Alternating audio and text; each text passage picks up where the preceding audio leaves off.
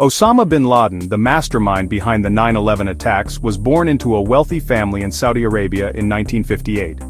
His father, Mohammed bin Awad bin Laden, was a construction magnate who had amassed a fortune through close ties to the Saudi royal family. Osama, one of 55 children, enjoyed a privileged upbringing.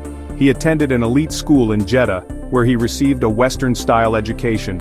Despite his comfortable upbringing, bin Laden became increasingly devout in his religious beliefs during his teenage years. He was influenced by the teachings of Islamic scholars who preached a strict interpretation of Islam.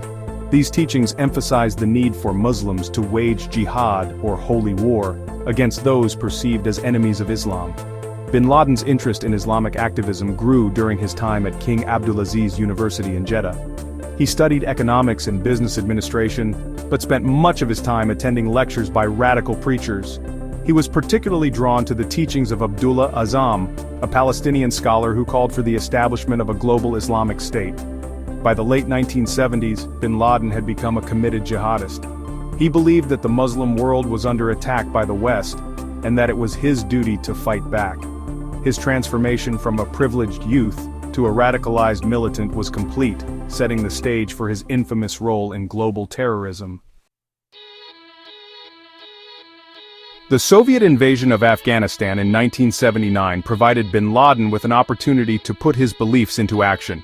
He traveled to Afghanistan to join the Mujahideen, a group of Islamic fighters resisting the Soviet occupation. Bin Laden's wealth and connections proved invaluable to the Mujahideen. He used his personal fortune to finance the resistance and recruited foreign fighters to join the cause. Bin Laden's experiences in Afghanistan had a profound impact on him. He witnessed firsthand the brutality of the Soviet occupation and the resilience of the Afghan people. He also developed close ties with other jihadists from across the Muslim world. These connections would later prove crucial in his formation of Al-Qaeda, the terrorist organization responsible for the 9/11 attacks. Bin Laden's time in Afghanistan transformed him from a wealthy ideologue into a battle-hardened militant. He had tasted warfare, forged alliances with other extremists, and developed a deep-seated hatred for the Soviet Union and its allies, including the United States.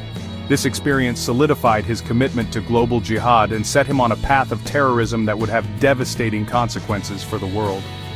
The Soviet withdrawal from Afghanistan in 1989 was seen as a victory for the Mujahideen and their supporters. The death of Osama bin Laden at the hands of U.S. Navy SEALs in May 2011 marked a turning point in the global fight against terrorism. However, his demise presented a unique challenge for the United States: how to dispose of the body of the world's most wanted terrorist in a way that was both respectful and secure.